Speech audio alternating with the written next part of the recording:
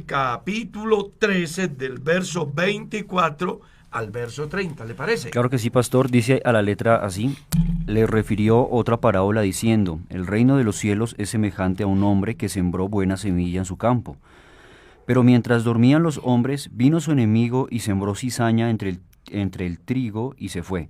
Y cuando salió la hierba y dio su fruto, entonces apareció también la cizaña. Vinieron entonces los siervos del padre de familia y le dijeron: Señor, ¿no sembraste buena semilla en tu campo? ¿De dónde pues tiene cizaña? Versículo 28 dice: Él les dijo: un enemigo ha hecho esto. Y los siervos le dijeron: ¿quieres pues que vayamos y la arranquemos? Él les dijo: no sea que al arrancar la cizaña arranquéis también con ella el trigo. Dejad crecer juntamente lo uno y lo otro hasta la siega, y al tiempo de la siega yo diré a los segadores: recoged primero la cizaña y atadla en manojos para quemarla, pero recoged el trigo en mi granero. Qué interesante parábola. Pues pensando en lo que está ahí, todos sabemos que una parábola es un ejemplo, es una comparación, ¿cierto? Es una comparación.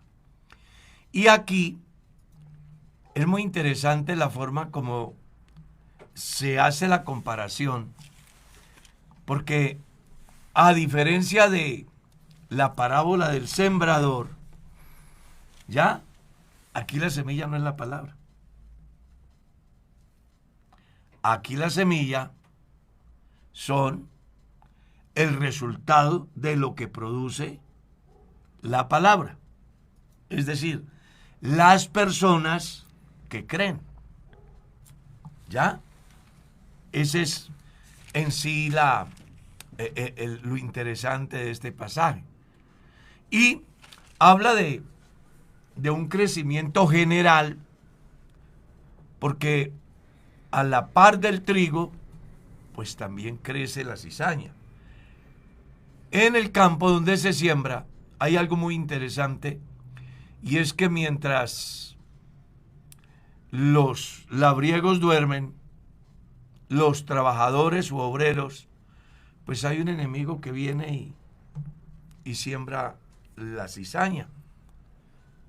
De alguna manera, uno pudiera decir a grandes rasgos que tiene sentido lo que Jesús dijo: hay que estar despiertos, velando y orando, porque mientras usted duerme, el enemigo ¿qué? Ese no duerme. Pero no nos proponemos explicar la parábola del trigo y la cizaña por una sola razón: Jesús La explicó. Y entonces sea la ocasión para decirle a todo lector de la Biblia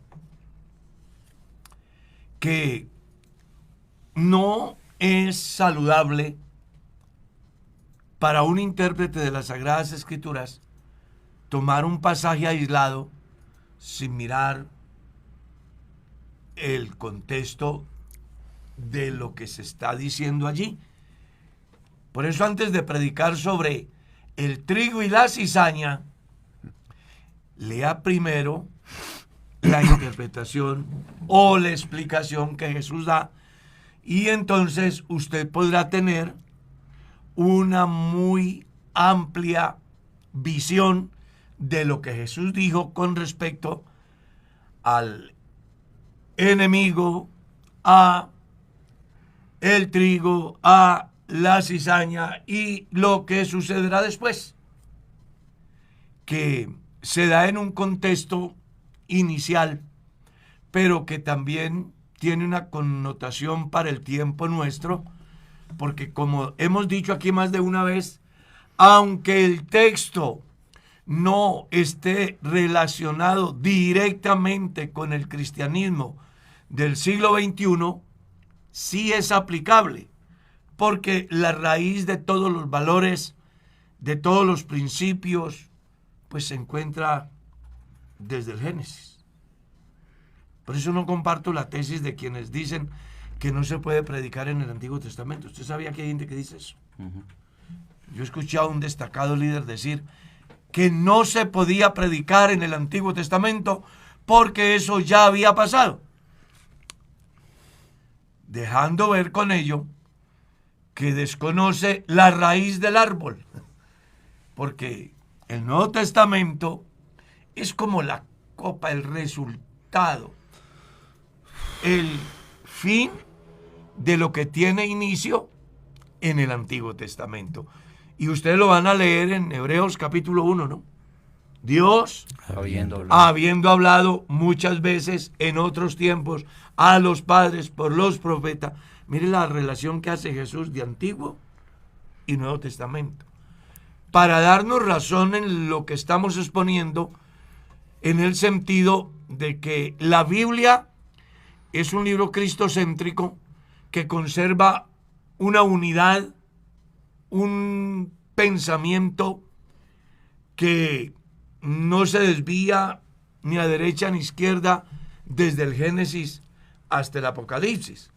Y por eso que estamos diciendo que cuando leamos la Biblia, tengamos en cuenta, porque mucho de lo que nosotros podemos leer, aplicar y vivir hoy, tiene raíz en el Antiguo Testamento. Pero siento yo que, bueno, yo estoy completamente de acuerdo. Toda la escritura es inspirada por Dios. Divinamente dice. Así que todo el texto se podría predicar sin un problema. Lo que siento, no sé qué piensen ustedes, es que en ocasiones el Antiguo Testamento se presta demasiado para alegorizar, para que la persona tome las historias, porque pues básicamente el Antiguo Testamento está muy compuesto por textos de tipo histórico, mayormente, no es que todo. Y a veces se alegoriza y se hacen aplicaciones que distan mucho de la realidad o se traen al presente conceptos, no aplican. Pero pues sí es innegable, creo que hay que dejarlo claro. No existe una tal percepción de que no se pueda predicar el Antiguo Testamento, no, me parece más. Es que en esa visión sí hay que tener muy claro la línea del tiempo.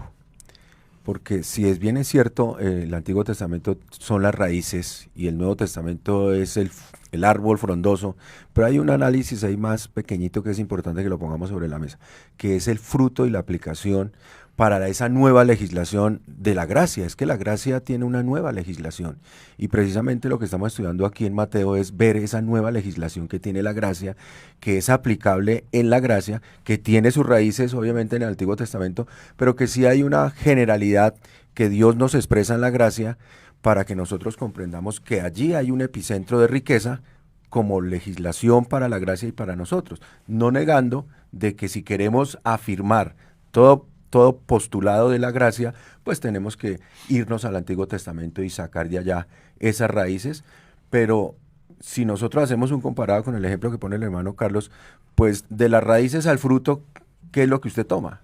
El fruto, y las raíces siempre estarán dando ese fruto continuo. No hay frutos sin raíz. No hay frutos sin raíz, exactamente, están directamente aislados, o sea, si conectados. No hay una raíz, no habrá fruto en el árbol. Uh-huh. Jesús dio hasta una enseñanza muy importante en San Juan 15, ¿no? Sí. Esto solamente, y sé que de pronto por ahí están pensando, se está generando una controversia. ¿Ya? No. Pero no, aquí lo que buscamos es que abramos la mente, que tengamos la capacidad de mirar todo aquello que de alguna manera va a tener repercusiones en este tiempo. Más allá de que se hayan dado, yo qué sé, 2600 años atrás. Nadie puede hablar del cumplimiento de la profecía en Cristo si no va a la profecía. A la profecía. ¿Y eso dónde está? En el Antiguo Testamento. ¿Y eso? Nadie puede hablar de la simiente de la mujer si no va a Génesis 3. Si no va a 4000 años antes de Cristo. A eso es a lo que yo me refiero. Y cuando hablamos acerca de aplicaciones. Ahí es el cuidado. Entonces, ahí es donde sí tenemos que establecer diferencias, porque recuerde que Jesús fue claro. Él dijo, era necesario que se cumpliese lo que estaba escrito de mí. ¿A dónde? En la ley de Moisés, los salmos, en los profetas en los salmos. Y en los salmos. Yo tengo precisamente un libro que se llama Cristo en los Salmos. Cristo en los Salmos. Entonces, el lector de la Biblia lo que sí tiene que poner cuidado es para establecer las diferencias entre lo que son leyes ceremoniales y leyes eternas. Que creo que ahí sí hay que hacer una diferencia, porque cuando las personas alegorizan, como dice el pastor Darwin, pueden terminar llamándose en judíos sin circuncidarse, por ejemplo. Entonces, ahí eso ya es otra dimensión del análisis, del estudio. Y hay muchas cosas que se sacan fuera de contexto. Bueno, es que es un fenómeno bastante particular de analizar a profundidad cuando uno ve las predicaciones de hoy, ¿no? En el contexto del neopentecostalismo. Casi todas están basadas en el Antiguo Testamento para hablar de la prosperidad, ¿no? Entonces es interesante ver cómo sacan los textos de contexto aplicándolos a una población a la cual no está aplicada, profecías que van directamente para Israel, pero que yo las quise tomar para mí y convencer a la gente de que espere algo de Dios que Dios no prometió. Haga trueques. Realmente es muy importante lo que el hermano Felipe dice, porque al único pueblo que le fue dado promesa de materiales fue a Israel. Sí, señor. Porque claro, ellos iban con una visión diferente y fueron llamados en una mayordomía diferente y con unos fines diferentes. No es lo mismo ser elegidos por Dios como hijos a ser adoptados por Dios como hijos. Y la diferencia radica en que las promesas para ellos fueron diferentes a las promesas para la iglesia. Cuando uno mira la Escritura, las promesas para Israel son terrenales, ¿cierto? Tierra que fluye, leche y miel. El todo del pueblo de Israel era llegar a una tierra fértil que tenía cualquier cantidad de colmenas, como también ganado en abundancia, del cual ellos iban a disfrutar. Pero ya para nosotros la promesa va más allá. Esperamos, según sus promesas, cielos nuevos y tierras nuevas, donde no va a haber el problema del pueblo de Israel a toda hora rodeado de gente que quiere borrarlo del mapa. Allá cuando estemos con Dios no habrá la mínima amenaza. O sea, aquí ya sí tendríamos, mejor dicho, algún día sacaremos una parte para establecer esas diferencias y que la gente también se ubique. Pero es muy importante, hermano Carlos, la introducción del tema de hoy, porque sí ha generado en medio de los hermanos algo lindo lo que el estudio de la palabra de Dios. Y precisamente ayer habían hermanos que se me acercaban y me decían, hermano, ustedes están estudiando las parábolas y están aquí, están acá, pero está creando esa, voy a utilizar una palabra, esa limpieza doctrinal. La palabra y lo que se está logrando acá con el estudio, como lo llevamos, es una limpieza doctrinal en los conceptos y la manera como la debemos abordar y estudiar. Y eso trae como consecuencia que uno mismo diga, oiga, yo tenía este concepto errado, y gracias a Dios el programa, gracias a Dios cómo se está enseñando, me está limpiando y me está enseñando cómo es que debo abordarlas, cómo es que las debo estudiar y en qué momento las puedo aplicar, sí o no. Exactamente. Entonces, volviendo a la temática, ya leímos la parábola. Ahorita vamos a mirar la interpretación, pastor. Ahorita miramos la interpretación. Leamos la interpretación, porque aquí no hay que interpretarla. Ya está interpretada. Y tiene una particularidad. No sé si ustedes habrán tenido en cuenta. Hay otras parábolas en medio de la parábola del sembrador y del trigo y la cizaña.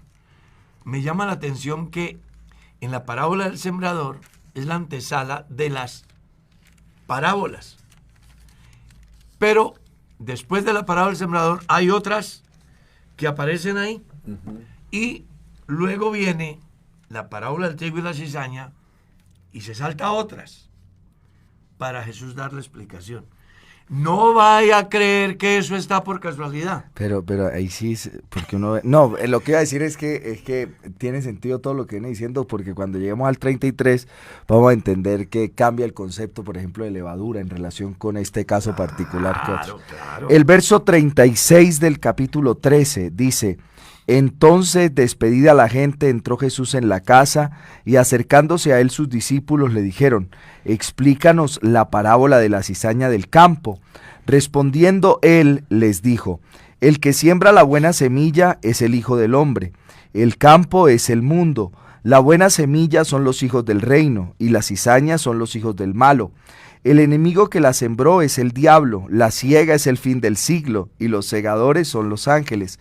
De manera que como se arranca la cizaña y se quema en el fuego, así será en el fin de este siglo.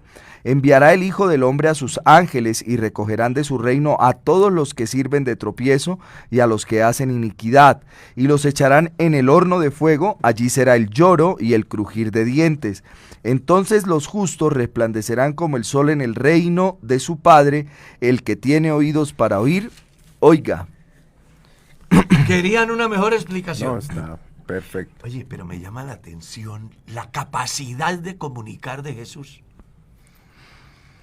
Cualquier catedrático se echaría horas para explicar eso, ¿verdad? Sí, pero Jesús la coge punto por punto, concreto, claro, como para que usted que estudia la palabra, cuando llegue a la parábola del trigo y la cizaña, no se reviente la cabeza pensando, ¿y quién es el trigo y quién es la cizaña? Bueno, Porque ya la explicación en el verso 36 aparece de una manera sencilla, y todo porque surge a razón del interrogante de los discípulos. Porque el pasaje comienza diciendo Que ellos pidieron una explicación. que ellos le piden a Jesús una explicación con relación a eso. O sea, ellos escuchan la parábola y les pasa lo que nos pasa a nosotros cuando leemos la parábola, pero no leemos la explicación. ¿Ya? Es muy interesante porque yo veo algunas cosas que vale la pena. Una, que Dios no habla sin razón.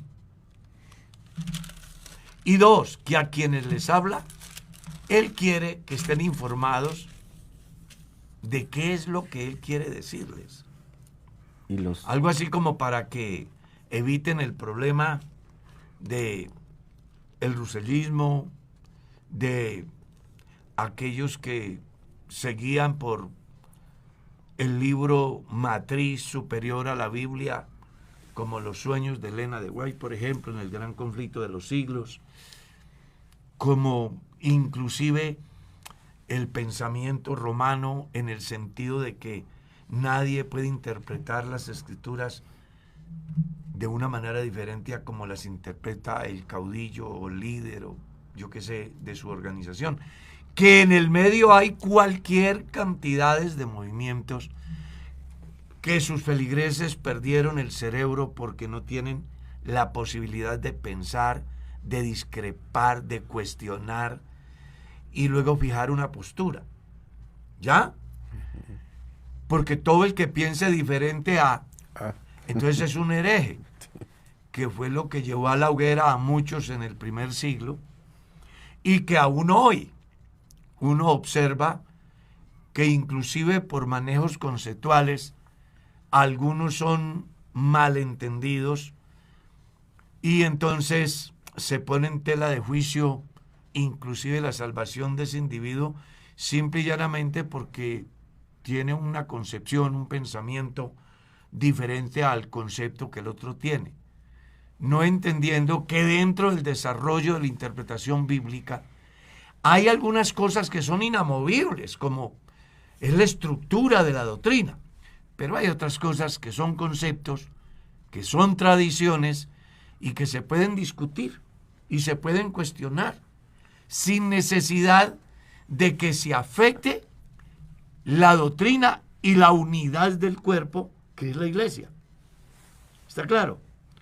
Entonces es muy interesante que las personas alcancemos a madurar para que no lleguemos a la condición o no llevemos las situaciones a la dimensión que lo llevaron, por ejemplo, a aquellos movimientos que surgieron con respecto, o en el primer siglo, con respecto a la deidad de Jesús, por ejemplo. ¿Sí? Donde aparecieron los ebionitas I, donde apareció la tesis de la unión hipostática, donde surgió el pensamiento acerca de Jesús llegó a ser Dios, no era Dios como lo conciben el mormonismo, y un sinnúmero de diversas corrientes que surgen como resultado de la interpretación de la Biblia y a veces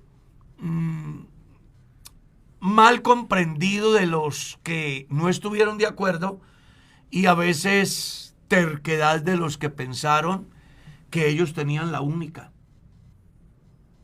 y plena revelación. Y eso, pues ya ustedes conocen la historia, que han habido más muertos por la religión que en las 2 guerras mundiales. Todo porque el ser humano no ha tenido la capacidad de ser objetivo, de escucharse, de hacer un análisis sin el pensamiento yo tengo la razón. No seas sabio en tu Porque propia opinión. cuando uno llega allá, entonces entra un problema serio, y es que desconoce la razón de Dios. Y por eso es muy importante que todo lector de la Biblia tenga en cuenta lo que Jesús dijo. El que cree en mí, como dice la Escritura, las interpretaciones de la Biblia, desde cualquier punto que se haga, son subjetivas a menos que se hagan a través de la Biblia. O sea, toda interpretación al margen de la Biblia es subjetiva. ¿Está claro? Porque nace de una escuela de pensamiento. Por eso, vuelvo a decir lo que he dicho y lo que estamos diciendo en el curso, ¿no? La mejor manera de predicar el Evangelio es a través del Evangelio. Entonces yo espero que la gente, no sé, capten lo que quiero decir. ¿Qué es lo que yo quiero decir? Que toda interpretación de la Biblia, al margen de la Biblia, es subjetiva. La mejor manera de interpretar la Biblia es a través de la Biblia. De la Biblia. Porque la Biblia tiene una particularidad, una ponencia y una respuesta a ello. Y cuando tú manejas la predicación del Evangelio dentro del Evangelio, entonces no hay forma de cuestionar. Cuando tú predicas el Evangelio bajo la concepción del concepto y la interpretación que yo hago desde mi punto de vista y me paro ahí, eso es lo que ha generado la tragedia del pasado. Sí, concluir que la mejor fuente de interpretación de la Biblia es la Biblia misma. Muy importante. No. Y uno aquí se vuelve, no sé. No, pero es que sí es muy importante lo que usted está intentando decir, porque creo que vivimos una temporada de la historia El boom de la iglesia, teología, por ejemplo. en la cual cada cual quiere hacer su propia Teología. teología, Su pero propia que vida. además de eso existe, yo no sé si temor, yo a veces le digo a algunos padres de adolescentes que yo no entiendo por qué le temen a que sus hijos cuestionen la fe, por ejemplo. Pero yo creo que la temporada en la que uno más cuestiona la fe en su etapa de desarrollo, cuando uno creció en la iglesia, es la adolescencia. Y uno lo pregunta todo y entonces los papás a veces toman la idea de que alguien me lo está influenciando a mal. No, hermano, tenga la plena, pues es mi pensamiento, no, tenga es la que es plena así. seguridad que como usted tiene una verdad que está por encima de los conceptos, usted tendrá los elementos suficientes para hacerle ver a su hijo que lo que usted cree no es la consecuencia de la costumbre, de la tradición, sino que es una verdad trascendente en el tiempo, reveladora, transformadora, pero tómese el tiempo de explicarlo. Yo siempre he contado que yo cuando era, y debe estar ahí mi mamá escuchando, yo cuando era estudiante del colegio, alguna vez empecé a leer la trilogía El Señor de los Anillos de J.R.R. Tolkien. Y yo llegué a mi casa con los libros y yo estudiaba en la tarde, llegué con uno y era una edición especial, era así dorado y las letras élficas hechas, no, súper lindo. Mi mamá fue y le preguntó al presidente de jóvenes de esa época y le dijo que eso era satanismo y me prohibieron leer los libros. Estabas perdido. Pero había películas. Me los Entonces, prohibieron leer. No, perdí los descansos de ahí en adelante. No estoy diciendo, es decir, eso, o sea, pero no se tomó el tiempo de decir, bueno, ¿y quién es el autor? ¿Qué es lo que intenta transmitir el autor? No, nada. Entonces hay gente que a veces uno cuestiona cosas y de una vez lo va señalando, y en los adolescentes pasa. Entonces a mi adolescente me dice, no, pero imagínate, le hice tal pregunta a mi papá y eso casi que invoca el nombre de Jesús sobre mí. Casi lo porque reprende. Entonces a veces eso que usted dice es súper importante, hermano Carlos, la posibilidad de cuestionar bajo la certeza de que detrás de ese cuestionamiento esta verdad va a seguir siendo transformadora. Pero hay un punto muy importante dentro de esto, y es poder llevarlo a la lógica que humanamente nos lleva a decir que Dios está detrás de la Escritura. ¿Por qué? Porque no es solamente creer impositivamente que toda la Escritura es inspirada por Dios, por ejemplo, ¿no? Que yo siempre relacionado con lo que dice el hermano Darwin, qué bueno que cuestionemos. ¿Por qué? Porque si yo atiendo al cristianismo de una forma impositiva, yo soy un católico más. Si yo he pensado eso, porque la religión fue impositiva, ¿verdad? Entonces debes pensar es así. Y nadie cuestionó, todo el mundo se creyó el cuento y nadie leyó la Biblia.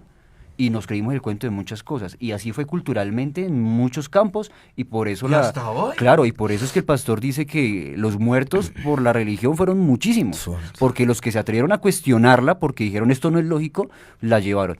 Pero entonces hoy en día que nosotros podamos cuestionar cosas que encontramos en la palabra de Dios para poder llegar a una correcta interpretación, y que esa verdad sea transformadora en mi vida, eso es otro nivel. ¿Por qué? Porque, un ejemplo, alguien podría tomar un pasaje de los Corintios que el apóstol Pablo dice, atacando acerca de una problemática acerca de la fornicación, diciendo, por ejemplo, este proverbio corinto, de que se me fue. Pero yo le voy a ayudar con un pedacito. No, ya lo tengo. Las viandas para el vientre y el vientre para las viandas. Y alguien podría decir, amén, gloria a Dios. No, eso no es así. Eso es un proverbio que usaban en ese tiempo en Corinto. ¿Por qué lo digo? Claro, ¿por qué lo digo? Porque no todo lo que dice la Biblia es palabra de Dios. Así es. No todo lo dice Jesús, no todo lo dice Señor. Se le explote la cabeza con lo que usted acaba de decir. Pero es que es verdad. Es verdad, si no, entonces podríamos hacer, y es que así pasan las religiones y en lo que se predica actualmente. Cogemos un texto, lo sacamos de contexto, lo volvemos un pretexto y podemos hacer una doctrina de ello y hacer una mega iglesia. Y gente engañada. Hacer una mega iglesia. No, sí, es verdad. Pues hoy hay cualquier cantidad de tiendas donde distribuyen el pan bajo el concepto de que es de Dios, pero que de Dios no hay nada. Está claro. Por eso a mí me llama la atención lo que dice la Escritura con respecto a la Escritura. ¿Sí? Dice que la Escritura es de libre interpretación. ¿Ya? Dice que además es divinamente inspirada por Dios. Dice que es útil para enseñar, para instruir, para corregir. Palabra viva y Sí, así eficaz. es. Palabra viva y eficaz. Exactamente. Entonces, aquí lo que queremos con este comentario es fortalecer el estudio de la palabra y hacer de que el cristiano no viva como los caballos de carga en la calle. Mirando para el frente nomás. Sí, con la jáquima aquí. Que tienen aquí dos tapitas para que el pobre caballo no mire ni a la derecha ni a la izquierda. No se ¿no? asuste con los que están al lado. Exactamente, que es precisamente lo que Darwin está diciendo con respecto a nuestros hijos, que a veces nosotros como padres queremos que los hijos vivan el tiempo que yo vivo cuando yo les llevo a ellos 20, 30 años.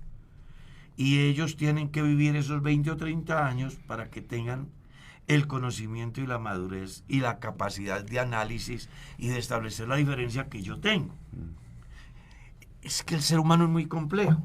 Entonces, cuando yo como intérprete de la Biblia por, yo qué sé, 20, 30, 40, 50 más años, quiero que el que se acaba de convertir tenga la misma concepción que yo tengo con respecto a determinada temática. Pues estoy forzando el crecimiento de esa persona.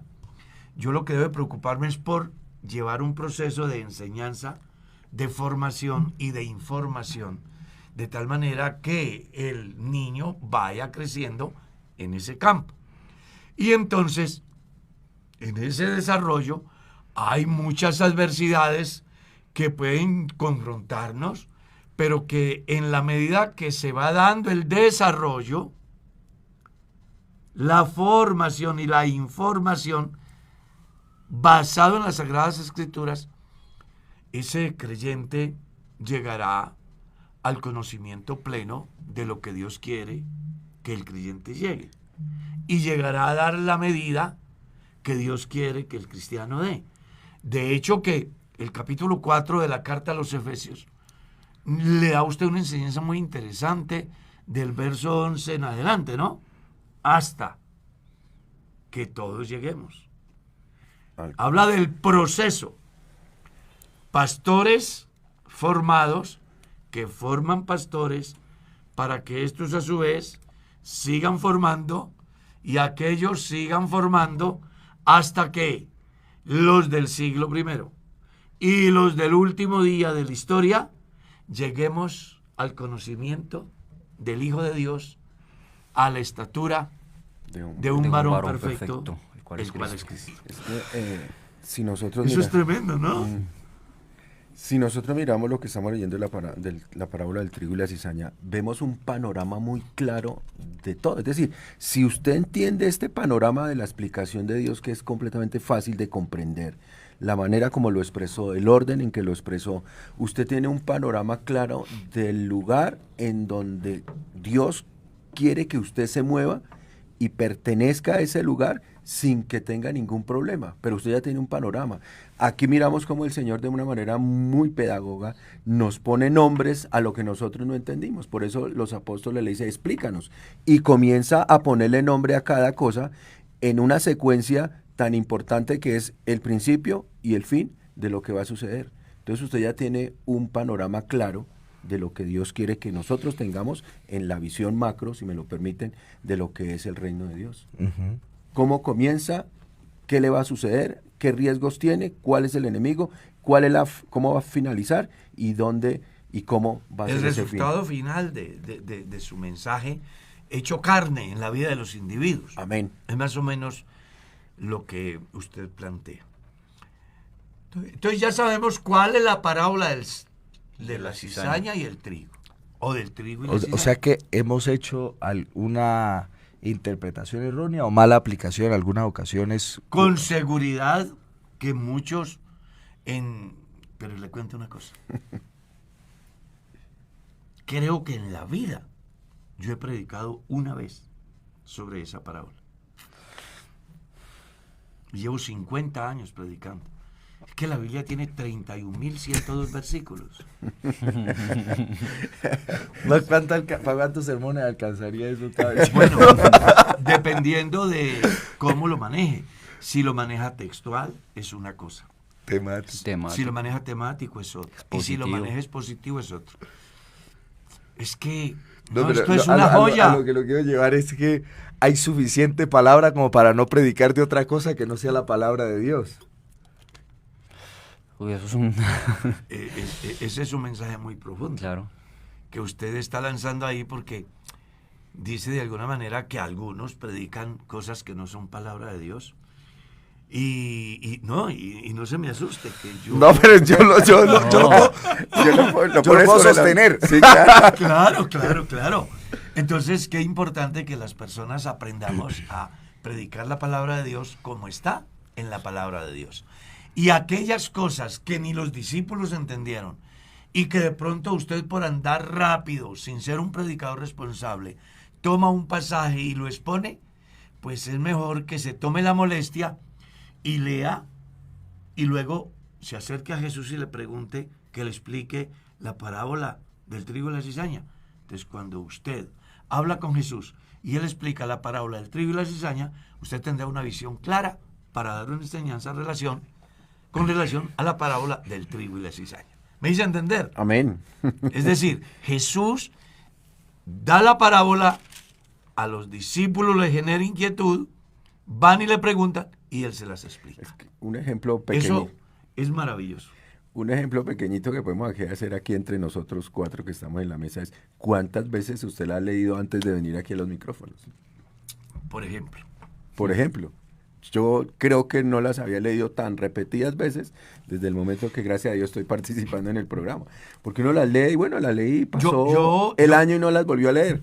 Pero puedo decir que las he repetido en la lectura varias veces, en la mañana, en la tarde, vuelvo y me la leo para poder llegar aquí al menos dateado, informado y poder decir algún comentario que sea coherente a lo que estamos hablando. Claro, muy importante su aporte en ese campo. O sea, hay un mensaje claro. Lea la palabra cuantas veces pueda al día. Porque este programa se llama así, un encuentro Con la palabra. con la palabra. Amén. Y es lo que estamos haciendo aquí, tratando de que volvamos a la palabra. Una iglesia que lee la palabra, que escucha a Dios a través de la palabra, es una iglesia que no va a ser afectada por falsas doctrinas. Es una iglesia que no se va a desmotivar por circunstancias de la vida.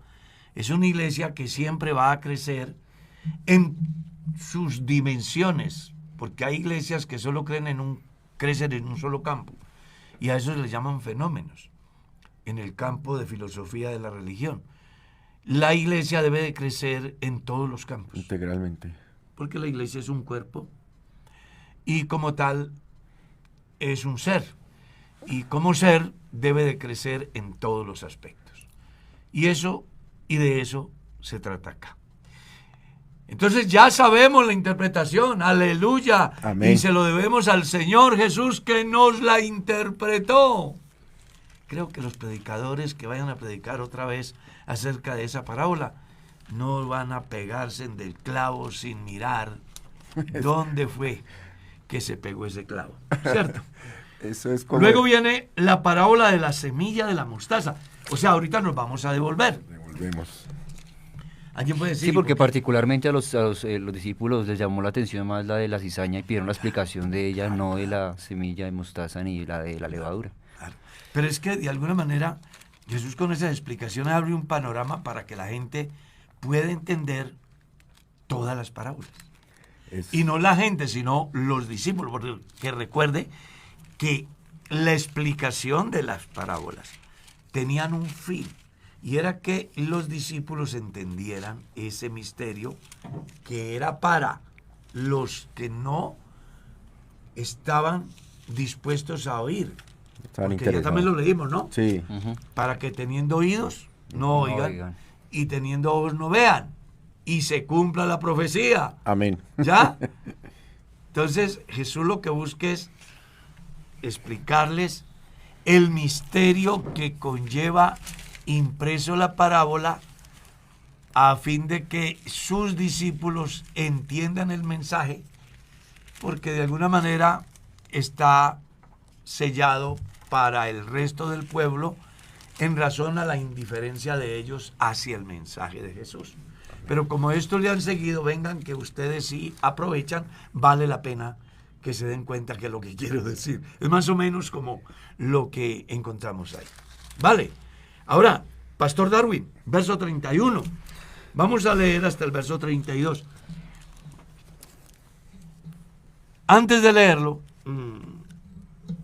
quiero hacer pues como una pequeña introducción, porque me llamó mucho la atención escuchar una ponencia sobre homilética. ¿Sí? Donde miro a alguien que dice que un mensaje textual,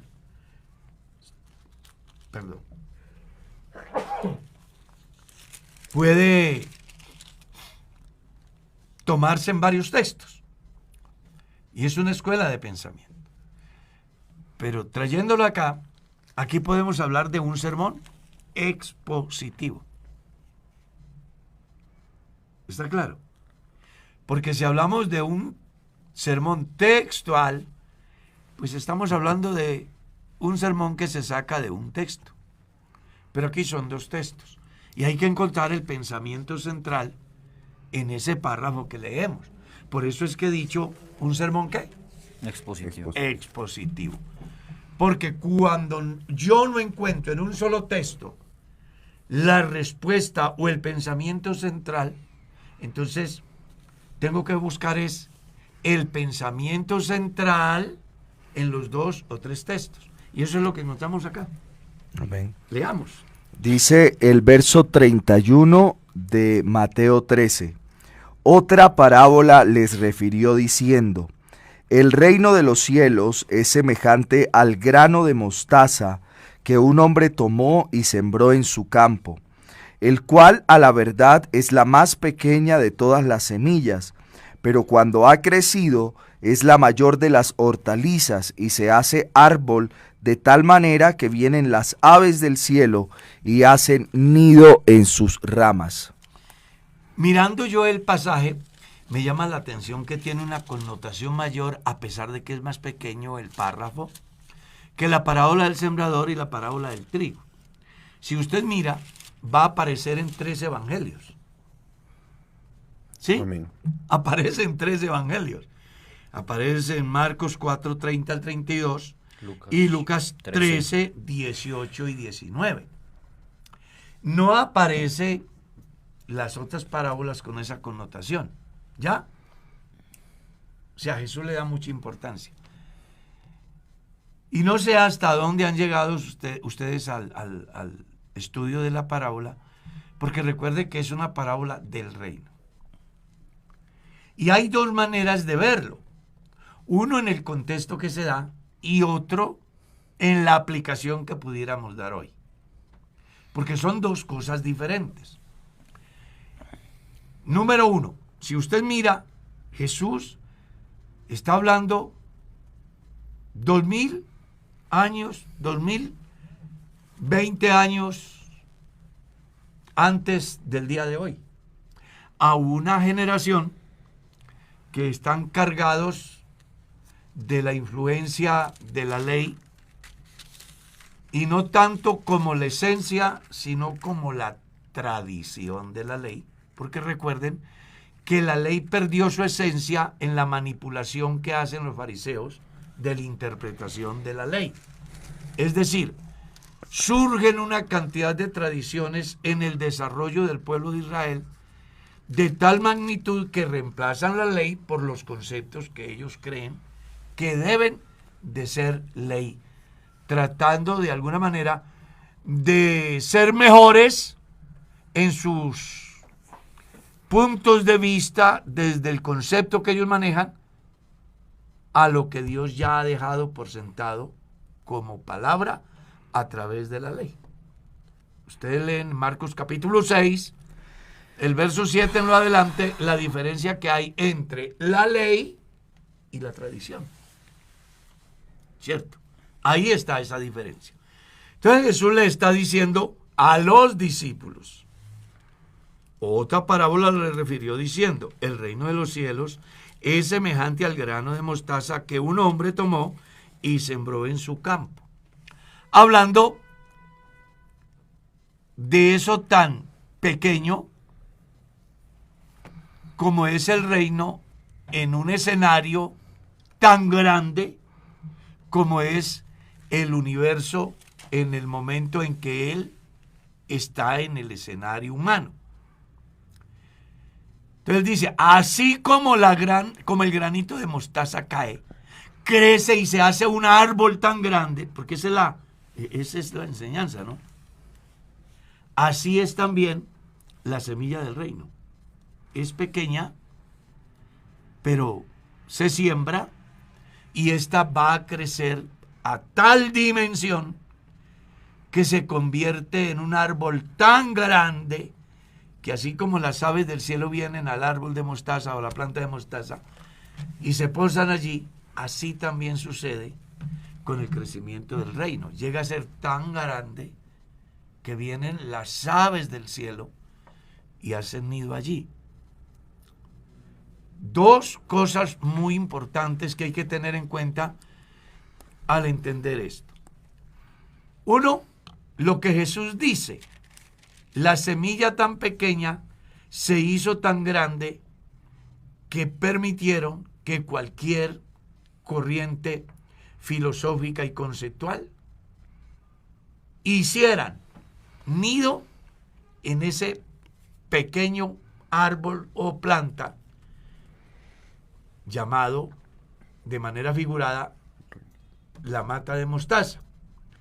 En otras palabras, la enseñanza de Dios es tan pequeña en un escenario, pero crece tanto que convergen allí diferentes corrientes de pensamiento y terminan haciendo oler mal el proyecto de Dios en el tiempo en que se da el texto. Por eso dije que hay que mirarlo desde 2 puntos. Una cosa es en el contexto que Jesús da y otra cosa es la aplicación que hoy pudiéramos dar. Si lo trasladásemos bajo el concepto de ley, anexos, tradiciones, a traerlo al tiempo hoy, iglesia Demás y pensamientos. diferentes pensamientos que convergen dentro de nuestra fe y que lo único que pueden hacer es mostrar cosas que realmente no son la iglesia.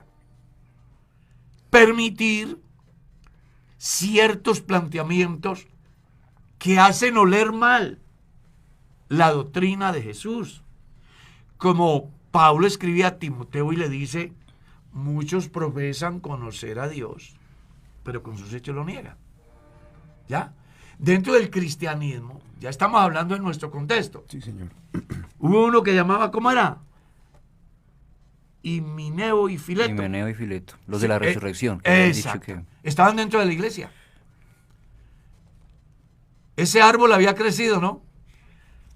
De tal manera que aves, entiéndase eso, como aquellas cosas que son anómalas y que pueden afectar el buen nombre de lo que nosotros hemos creído y predicamos. Entonces, crecer es importante. El problema es cómo crezco. Porque aquí hay un fenómeno muy interesante que está relacionado con el crecimiento, ¿verdad? Y a veces uno piensa que crecer es simplemente ver multitudes. A veces uno hace alarde diciendo, yo pertenezco a una iglesia que asisten no sé cuántos miles. La pregunta ¿es un crecimiento normal o es anormal? Porque cuando el crecimiento es anormal es un fenómeno. Y dentro de la enseñanza mosaica, los fenómenos no podían entrar a la presencia de Dios. Habían ciertas limitantes. A veces las personas se jactan. Yo estuve en una iglesia donde un creyente me reclamó. Me dijo, pastor, ¿por qué aquí en la iglesia somos tan poquitos? Pensé que nos reuníamos 500, 600.